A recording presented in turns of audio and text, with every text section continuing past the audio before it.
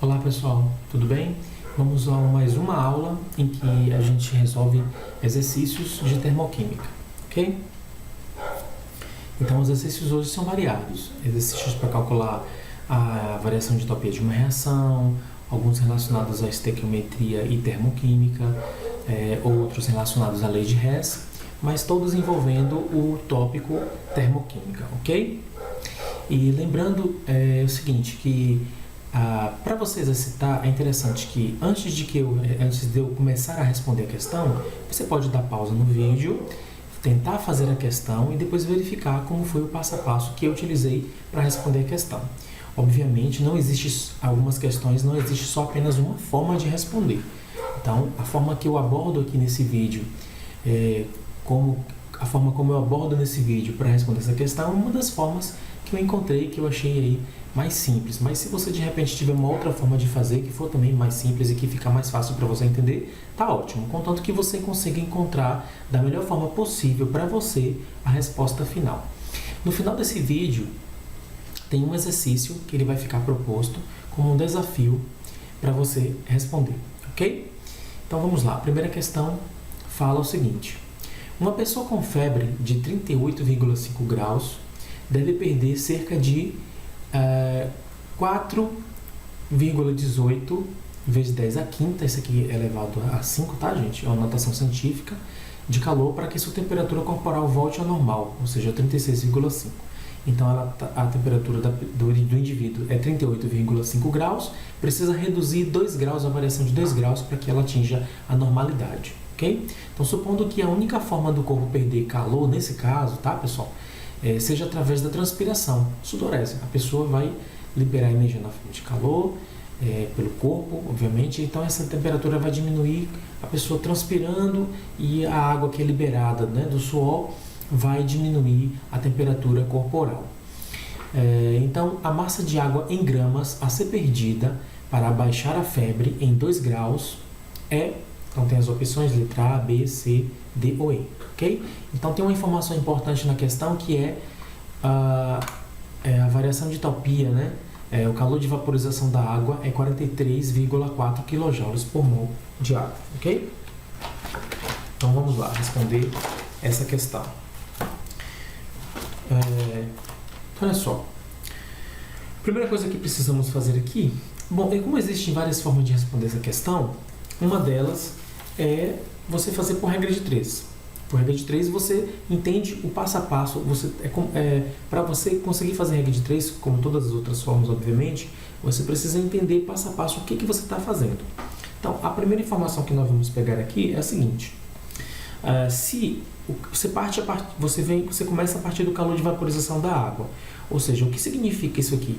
Isso aqui é a quantidade de energia necessária para se evaporar 1 mol de água, ok? Ou seja, 18 gramas de água vai requerer 43,4 kJ de energia. Então, essa é a primeira informação que eu vou colocar aqui, ó. 1 mol de água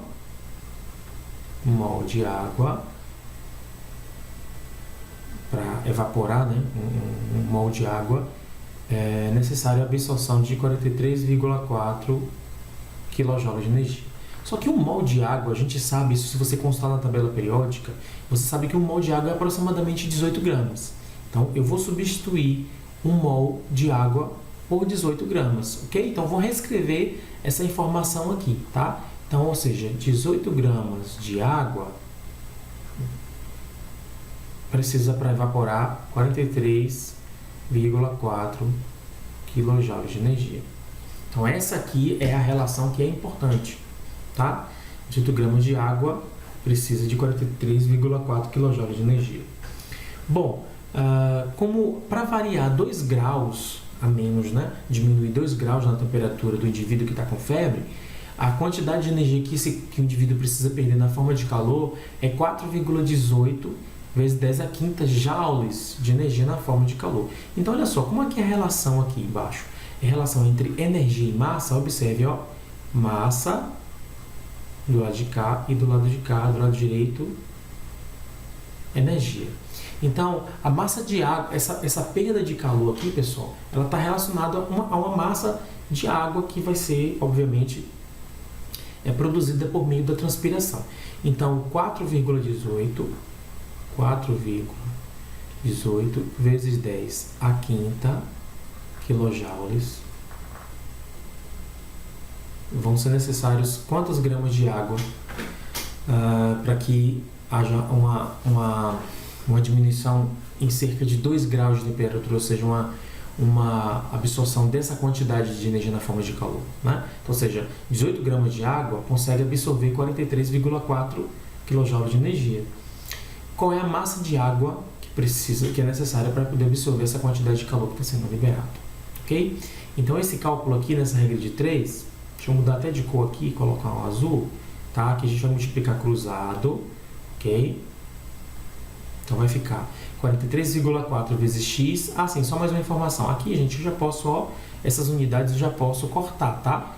Quilojoules e quilojoules eu posso tirar aqui do cálculo, porque x eu vou encontrar em gramas, ok? X eu vou encontrar em gramas. Então, isso aqui vai dar 43,4 vezes x, 43,4x. 18 vezes 4,18 vezes 10 a quinta, eu já tenho calculado aqui, 7524000.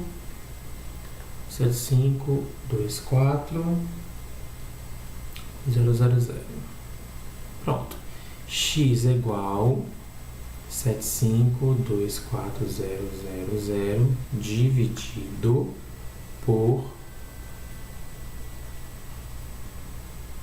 43,4.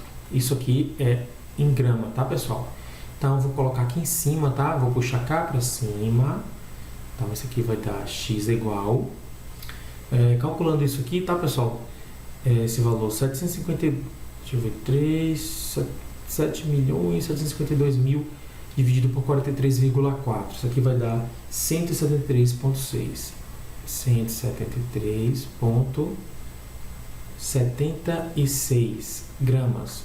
Então, isso aqui vou aproximar, né? Vou aproximar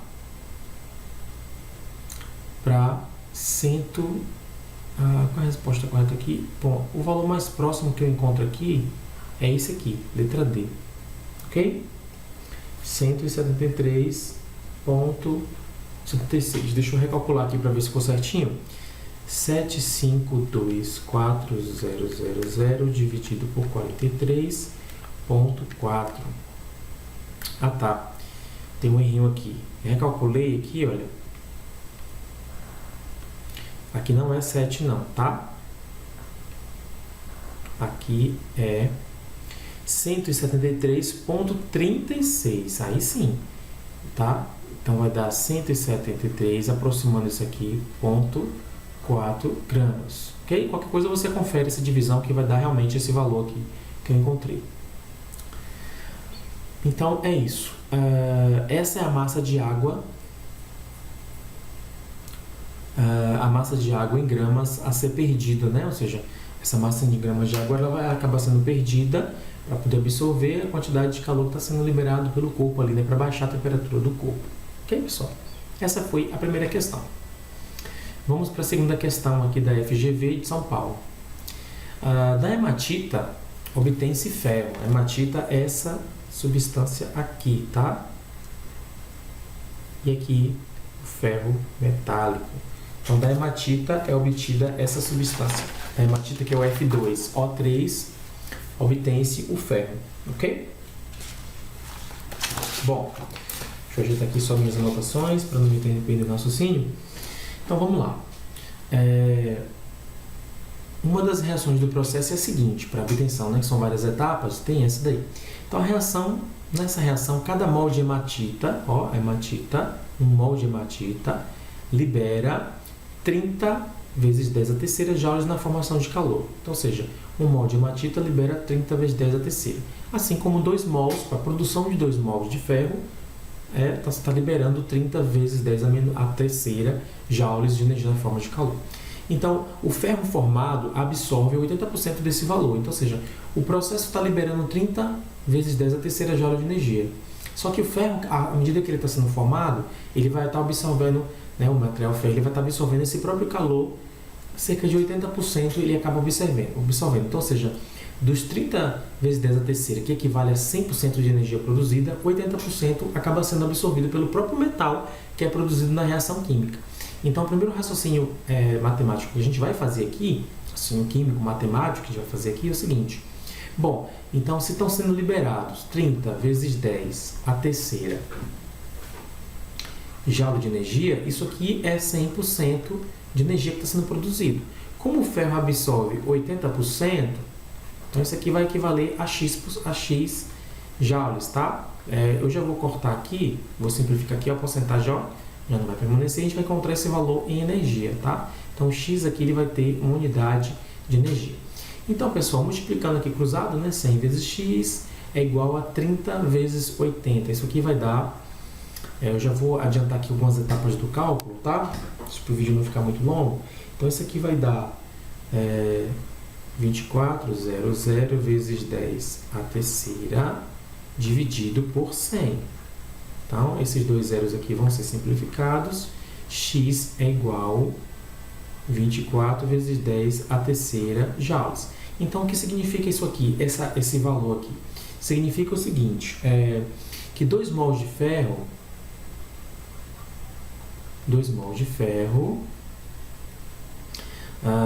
ele absorve 24 vezes 10 a terceira joule de energia, ok? Então, significa que os 2 mols, foram produzidos 30 vezes 10 a terceira joule de energia. Só que desses 30, 24 vezes 10 a terceira, o próprio ferro, 2 mols de ferro que está sendo produzido, absorve 24 vezes 10 a terceira joule de energia, ok? Bom, então como a questão está perguntando aqui o seguinte, supondo que a reação teve início a temperatura de 30 graus e que a massa de ferro resultante não apresentou sinais de fusão, a temperatura final do ferro é. Então, nós estamos buscando aqui a temperatura final. Qual é a temperatura final do ferro? Já que o ferro absorveu essa própria energia que foi produzida na sua formação, a temperatura, obviamente, deve subir. Se ele tinha inicialmente 30 graus e essa energia que foi produzida na forma de calor, ele começa a absorver, a temperatura dele sobe, tá? Haverá um aumento de temperatura, porque o processo de absorção de energia é um processo endotérmico. Obviamente. Então, assim, são necessários aqui, no enunciado disso, são necessários 25 joules por mol de ferro para elevar a sua temperatura em 1 grau, ok? Então, ou seja, para elevar a temperatura do ferro em 1 grau, é necessário que esse material e que esse metal ele absorva 25 joules de energia. Então, a gente tem que padronizar aqui, encontrar a quantidade de energia que o ferro está absorvendo por mol. Aqui em 2 mols ele absorveu 24 vezes 10 a terceira. Só que o que é interessante para a gente relacionar aqui isso para 1 mol. 1 mol de ferro, ele absorve X. Bom, esse aqui é simples esse cálculo aqui, porque se 2 mols são 24, 1 mol é metade disso. Então, esse X aqui é igual a 12 vezes 10 a terceira joules. Então, seja, 1 mol de ferro, ele absorve 12 vezes 10 a terceira joules. Ok, pessoal? Então, vamos lá. Continuando com o cálculo aqui. Agora, vamos calcular a temperatura, a variação de temperatura que foi provocada no ferro. É importante a gente encontrar a variação de temperatura. Bom, a questão diz o seguinte, que... para variar 1 grau Celsius, o ferro precisa absorver 25 joules de energia. Mas o ferro está absorvendo quanto? 12 vezes 10 a terceira joule de energia. Qual vai ser a variação de temperatura disso aqui? Ok? Tá, eu vou pular para o próximo slide para poder o espaço ficar melhor. Então, nós paramos nesse raciocínio aqui, 1 grau. Vamos relacionar a variação de temperatura com energia. Então, para variar 1 grau centígrado no metal, é preciso que o mesmo absorva 25 joules de energia. Só que no processo lá, o ferro absorveu 12 vezes 10 a terceira joule de energia. Qual é a variação de temperatura que vai ser provocada no metal? Pronto. X é igual, aqui vai multiplicar cruzado, né? Então, vai ficar... eu já vou simplificar aqui essas unidades daqui da direita. Eu já posso simplificar, ok? A unidade que a gente vai encontrar aqui de X é a temperatura, graus centígrados, tá? Então, vai ficar aqui 12 vezes 10 a terceira dividido por 25. E a unidade disso aqui é graus centígrados. A variação de temperatura vai ser igual, já calculei isso aqui, 480 graus centígrados. Ok? Pulando aqui para cima.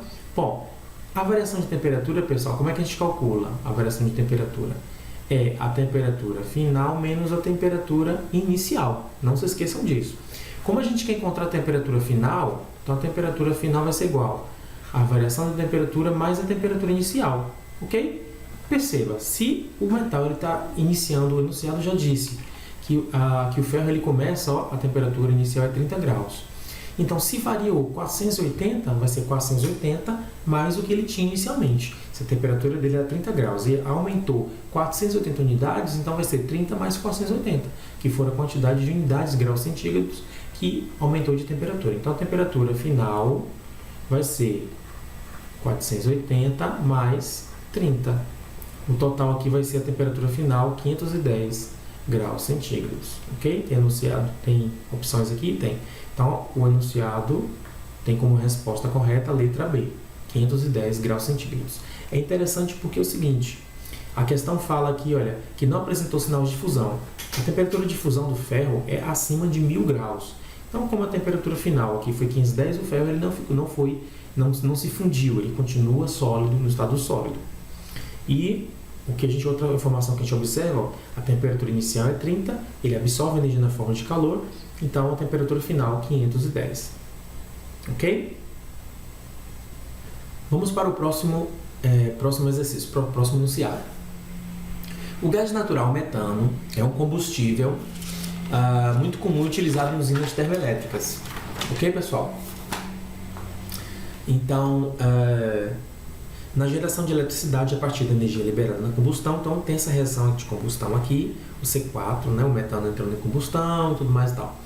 Então, em Ibirité, região metropolitana de Belo Horizonte, está em fase de instalação de uma termoelétrica que deveria ter aproximadamente uma produção de 2,4 vezes 10 a nona kJ de energia por hora, né, sendo produzido.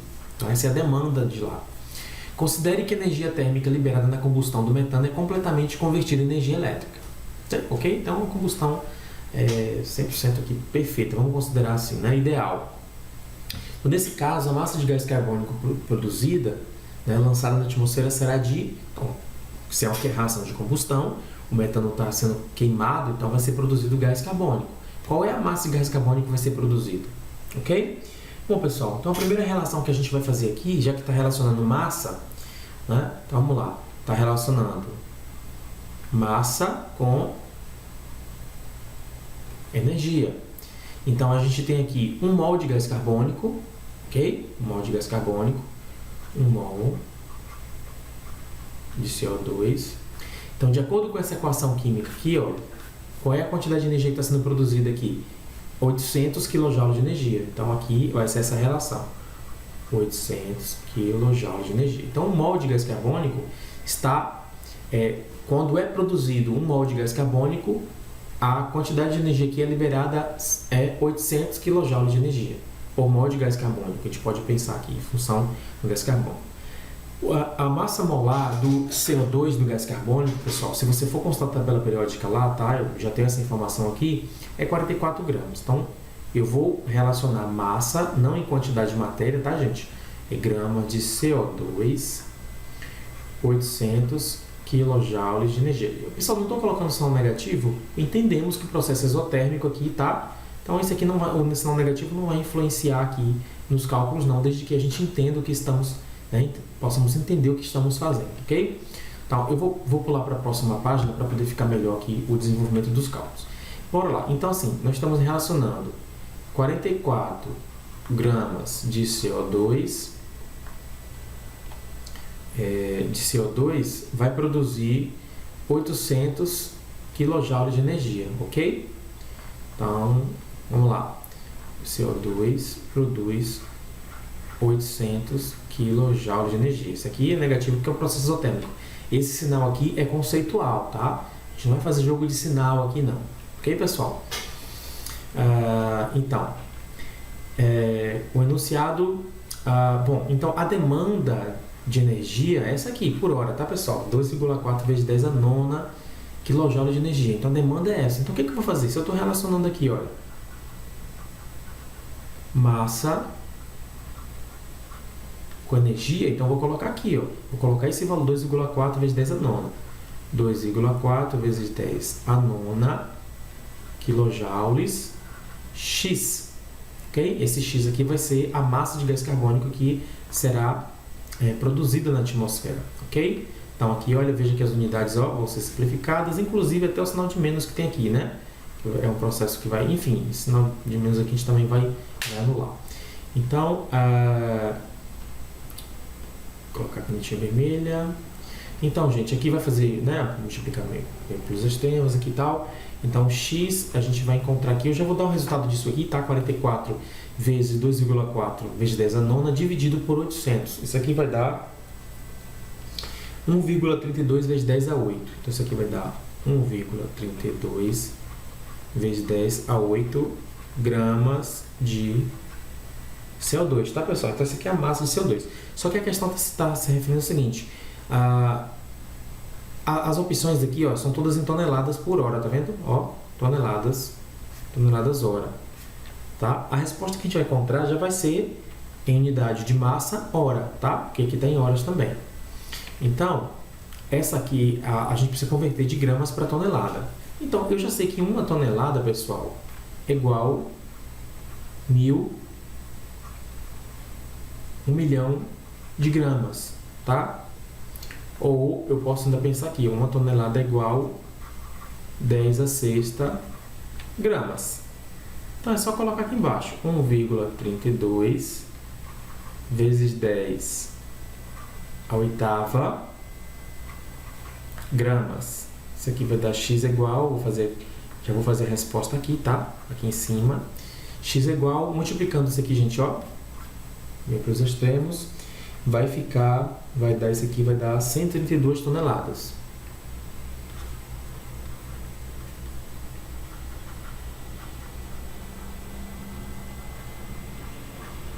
Então, são produzidos 132 toneladas de gás carbônico por hora. Então, a opção correta é a letra D.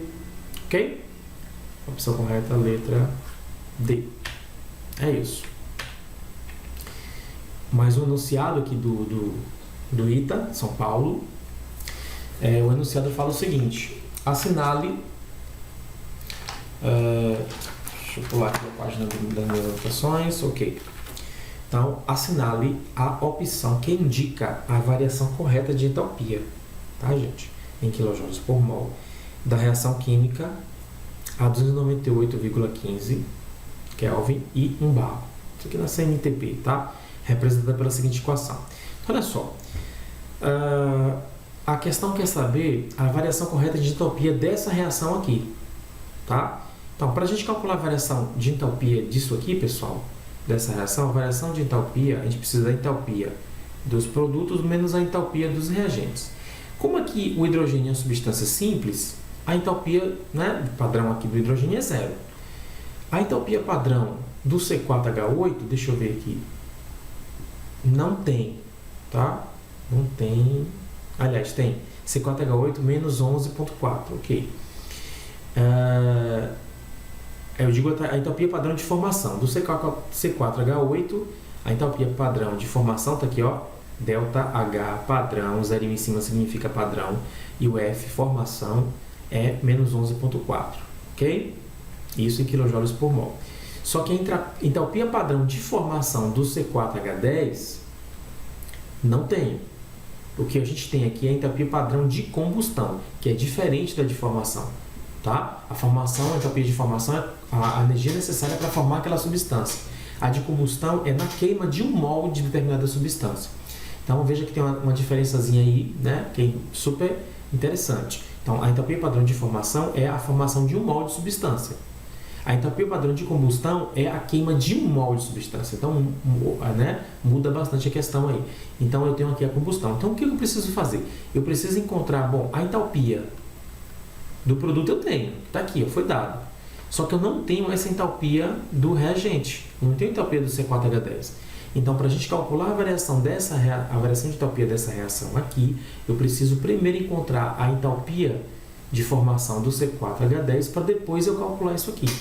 Tá, mas como é que eu faço isso? Vamos lá.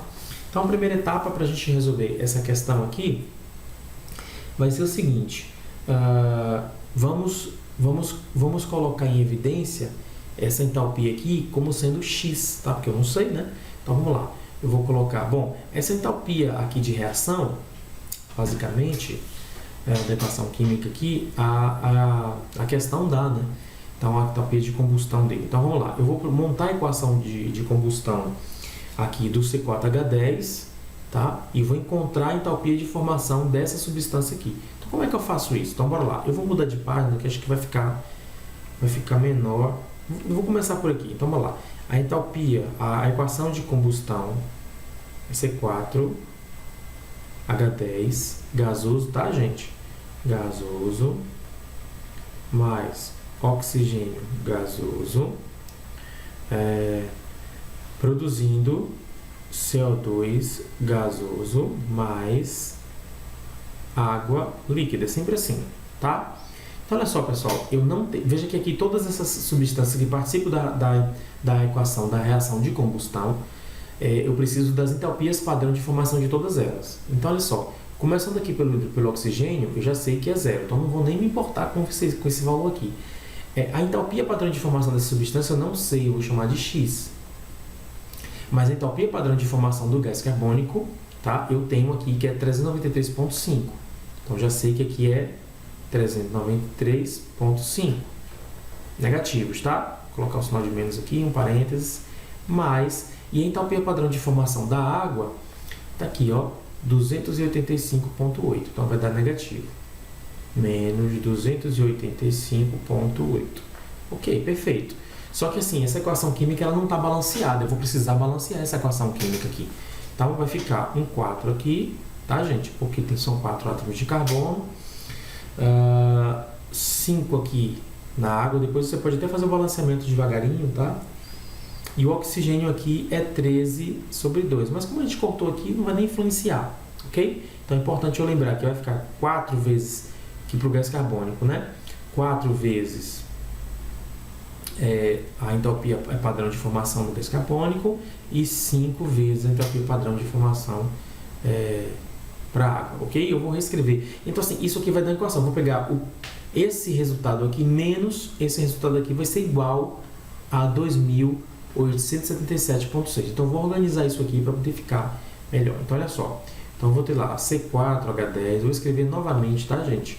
Para não ficar dúvidas aí na sua cabeça. Então, já vou escrever balanceado.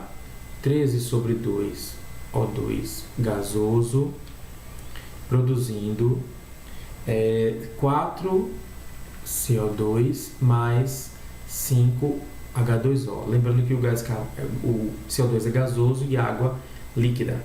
Então, olha só, pessoal. Aqui a gente chamou de X, né? Aqui vai ser 0, X mais 0.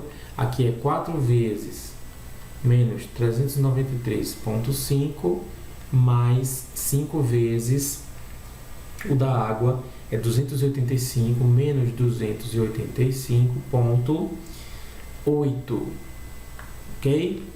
Ponto 8. Vamos lá. Então, gente, o que eu vou fazer? Bom, eu vou escrever isso aqui na forma de equação de entalpia, né? Que é essa aqui, a entalpia dos produtos menos a entalpia dos reagentes. Então, vamos lá. Essa entalpia aqui, pessoal, que é essa aqui, ó, menos 2877,6.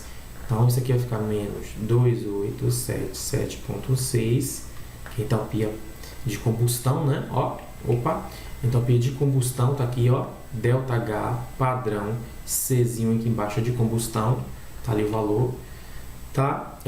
E agora vai ficar aqui, olha, 4 vezes 393 mais 5 vezes menos 285, tá? Isso aqui, pessoal, vai dar... eu vou fazer bem devagarinho aqui, eu já tenho os dados aqui, mas vamos lá. 4 vezes 393,5. Isso aqui vai dar 1.574 menos 1.574. Aqui tem jogo de sinal, tá, pessoal? Mais vezes menos dá menos. 5 vezes 285,8. 1.429. 1429. Vou colocar isso aqui no parêntese. Menos mais X, né, pessoal? Porque entalpia, isso aqui é a entalpia dos produtos e isso aqui é a entalpia dos reagentes. Então, eu vou subtrair a entalpia dos produtos menos a entalpia dos reagentes. Então, vai ficar, isso aqui é a entalpia, ó, entalpia dos produtos, isso aqui, entalpia dos reagentes. Entalpia final menos inicial, ok? Isso aqui é um R, tá? Ficou um pouquinho feinho, mas é um R. Então, gente, vamos lá. Eu vou repetir aqui, ó, 2877.6 é igual. E isso aqui vai dar um valor, né, que eu vou somar isso aqui. Vai dar 3003 menos X. Ok? Isso mesmo. Então, como eu quero encontrar o valor de X, o que é X? X é a entalpia padrão de formação do C4H10. Então, eu vou organizar isso aqui, olha. Vai ficar menos 2877.6 mais 3003. Então, X é igual... Pessoal, esse cálculo aqui vai dar menos 125,4 kJ. Isso aqui é a entalpia, a variação de entalpia padrão de formação do C4H10, pessoal. Ok? Do C4H10. Então, a última conta que a gente vai fazer aqui agora é o seguinte. Como eu quero, olha só, o enunciado lá pede o quê? A variação de entalpia dessa equação química aqui, ó. Então, vai ficar C4H10, H10 gasoso,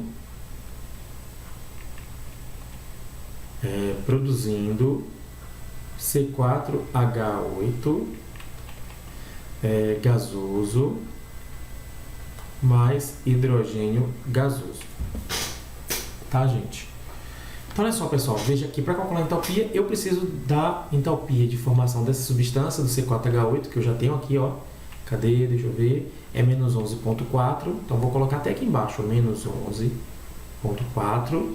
Aqui do hidrogênio é zero, não me interessa. E esse aqui a gente acabou de descobrir, menos 125,4.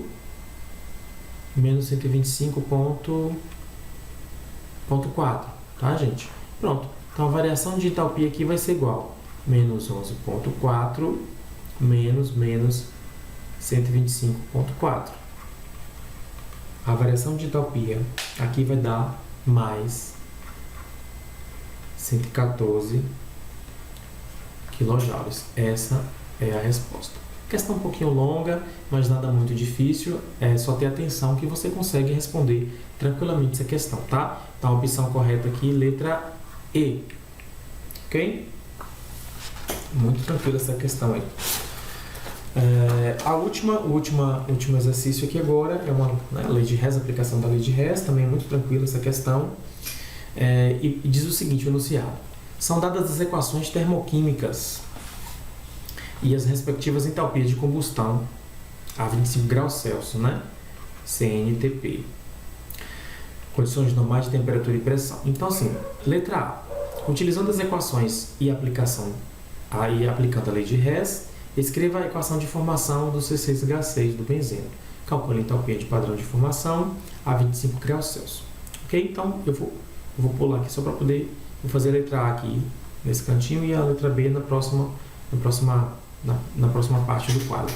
Então, gente, para poder montar a equação de formação do C6H6 aqui, eu vou precisar somar essas equações aqui para obter a equação de formação. Bom, a de formação eu sei que basicamente ela é C6 não. É carbono sólido, na verdade, aqui não tem C6, tá? Carbono sólido reagindo com hidrogênio gasoso, produzindo C6H6 líquido, ok? E obviamente tem uma entalpia associada, né? A entalpia padrão de formação que a gente não sabe. Então, assim, vamos balancear. Então, vai ficar 6 carbonos aqui e 3 hidrogênios. 2, 6, pronto. Aqui. Essa é a equação de formação. Por que formação, pessoal? É só você lembrar do conceito de entropia de formação. A entropia de formação qual é o conceito de entropia de formação? É energia que é liberada para a produção de um molde de substância, de determinada substância, a partir de substâncias simples no seu estado padrão. Ok? Então pronto. Então eu vou somar agora essas três equações, A1, 2 e 3, de forma que eu obtenha essa equação aqui na letra A. Isso para responder a questão da letra B. Então calcule a entalpia agora de formação dessa equação química aqui. Então a primeira coisa que eu vou ter que fazer é o seguinte. Eu vou mudar aqui a página. Então, para a primeira equação, pessoal, olha só. Para a primeira equação, observe que na segunda equação eu vou ter que inverter, né? Se eu quero obter C6H6 do lado direito, eu vou ter que inverter aqui, tá, pessoal? Vou ter que inverter, ok? Eu tenho que inverter o C6H6 lá para o lado direito. E eu tenho que ter do lado esquerdo dos reagentes carbono e hidrogênio. Então, o hidrogênio está ok, está do lado esquerdo, e carbono também está do lado esquerdo. Então, pronto, só vou precisar inverter a segunda equação. Então, vou escrever todas elas novamente, tá? Então, a primeira equação vai ficar carbono sólido mais oxigênio gasoso produzindo gás carbônico, CO2. A equação 2 vai ficar, como eu inverti, CO2 gasoso mais água. Na verdade aqui é água líquida, né? Eu coloquei água gasosa, né? Aqui na caneta vermelha, pronto. Água produzindo aqui, vai produzir o C6H6 líquido mais oxigênio, tá, gente? Ela já dá a equação balanceada, então eu já vou balancear aqui. 15/2. Aqui é 6. Água também. Água. Eu coloquei no lugar errado. Deixa eu apagar aqui. Tá? Então, coloca aqui. A água. São quantos mols? São 3 mols de água. Copiei errado. Oxigênio. Aqui, gás carbônico é 6. 3. Oxigênio. 15/2. E é isso. Ok? A equação 3 continua como está. Então vai ficar hidrogênio gasoso mais meio mol de oxigênio gasoso produzindo água, tá, gente? Água líquida, né? Isso aí. Então, olha só, agora eu posso somar essas três equações aqui. Vou somar essas três equações aqui sem problema algum. Passar uma linha aqui. Somar as três equações. Ok? Então, olha só. Gente, para que eu tenha, eu preciso eliminar o que não é necessário para mim, para a equação. Então, olha só. Eu preciso dessa substância aqui nos produtos. Preciso dessa substância aqui nos produtos. E dessa substância... Desculpa, eu preciso do C6H6 nos produtos e aqui carbono nos reagentes e hidrogênio nos reagentes. O resto tudo tem que ser simplificado, tem que ser cancelado, até porque é o seguinte, olha só, na equação aqui da letra A, eu vou basear por essa equação. Eu preciso de carbono e hidrogênio no lado dos reagentes, que é aqui do lado esquerdo, e do lado dos produtos, eu preciso do C6H6. Então, gente, olha só, para eu eliminar esse gás carbônico daqui de cima, eu vou ter que multiplicar essa equação todinha daqui de cima por 6. Então, vai ficar 6 CO2, 6 carbono e 6 oxigênio. Pronto. Que aí eu posso cortar aqui, ó, aqui e aqui. Bom, a primeira equação, essa daqui não vou mudar, que na verdade eu já mudei, né? A segunda, para que eu obtenha 3 mol de hidrogênio, então vou ter que multiplicar essa equação todinha aqui por 3. Então vai ficar 3 mol de hidrogênio, 3 vezes meio mol de oxigênio, e 3 mol de água. Veja que a água aqui eu já posso só simplificar, ó. Posso simplificar. Gente, olha só. Vamos eliminar o oxigênio agora. Observe. Aqui você tem 6 mols de oxigênio, desculpa, mais 3 sobre 2, aqui, ó, mol de oxigênio. Gente, deixa eu colocar aqui em cima no cálculo, tá? 6 mais 3 sobre 2, dá quanto? Isso aqui vai dar 15 sobre 2, né? Ok, então vamos lá. Isso aqui mais isso aqui vai dar 15 sobre 2. Do lado direito da seta tem o 15 sobre 2, então eu cancelo também, tá, gente? Não me interessa. Então, eu vou reescrever essa equação com quem sobrou. 6 sólido, 6 carbono sólido, mais 3 mol de hidrogênio gasoso, produzindo, ó, aqui, C6, opa, errei aqui, é carbono 6, tá, gente, aqui, vou repetir o benzeno, a fórmula mínima do benzeno aqui, que é C6H6.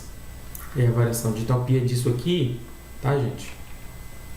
A variação de entalpia padrão de formação vai ser igual o somatório das entalpias, das variações de entalpia das etapas, né?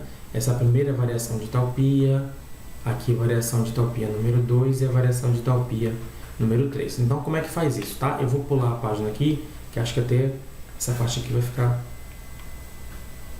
Deixa eu apagar isso aqui, tá? Então, a variação de entalpia aqui, ó, a variação de entalpia vai ser igual a entalpia, a variação de entalpia 1, mais variação de entalpia 2, mais a variação de entalpia 3, né, que são as das etapas ali. Então, a variação de entalpia aqui vai ser igual a entalpia 1, pessoal, a variação de entalpia 1, deixa eu ver aqui, como a primeira equação eu multipliquei por 6, então vai dar 6 vezes 300 menos 394, fechado, mais a segunda equação eu só fiz inverter, né? Então, olha só, a segunda equação eu só fiz inverter. Então, o valor fica de negativo passa a ser positivo. Então, vai ficar mais 3268 mais... aqui, pessoal, ó, eu vou ter que multiplicar essa terceira equação aqui. A gente multiplicou por 3. Então, vai ficar aqui 3 vezes 285, aliás, 286, tá? Ok. Então, isso aqui vai dar uma variação de entalpia, já calculando tudo ali, a variação de entalpia desse cálculo aqui vai dar um saldo de 46 kJ por mol, tá? Esse aqui é o resultado da letra B. Ok, pessoal? Bom, pessoal, essa aqui é a última questão, a questão desafio, tá? Considere as reações químicas abaixo nas condições padrões. Então, tem várias equações químicas aí, suas respectivas variações de energia na forma de entalpia. Então, analisando a equação 4, a reação 4, a massa de potássio formado, né, veja que é potássio gasoso, quando é liberado 14,2 kJ de calor, então tem a massa molar do átomo de potássio aí, e aí fica aí como desafio para você responder essa questão, ok? Um abraço a todos. Qualquer dúvida, manda mensagem, tá? Escreve, deixa nos comentários. Se você gostou do vídeo, curta e compartilha. E é isso, tá legal? Um abraço a todos e até mais.